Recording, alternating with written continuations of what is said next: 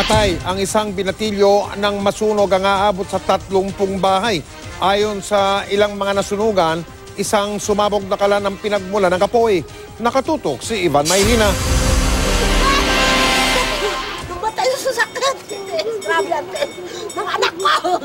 Abot langit ang hinagpis si Ami de la Cruz nang makumpirmang hindi nakalabasan ng tupok nilang bahay ang 15 anyos sa anak na si Froilan. Sunog na sunog ang bangkay ng binatilyo nang matagpuan ng mga bumbero sa isang sulok ng kanilang bahay. Wala akong nagawa. Alas 11 ng umaga na magsimula ang sunog sa mismong bahay daw ng mga de la Cruz. Yung kala ng kapitbahay namin, yun yung nakita ko na inaayos nila. Tapos, nung hindi nila kayang ayusin, may tumulong na isang mama, yung Tano data yon. Kaso hindi niya rin kaya, pinipihit nila eh. Tapos biglang sumabog. Sa kuhang ito ni PO1 Gestoni Gesmundo, makikitang mabilis sa paglaki at pagkalat ng apoy. Sa drone video namang ito, kapansin-pansin na naging direksyon ng hangin na tila palayo sa ibang mga siksikang bahay sa Sitio Bungad, Isla Puting Bato. Makikita rin ang mahabang pila ng mga truck ng bumbero na nahirapang makalapit sa nasusunog na bahay.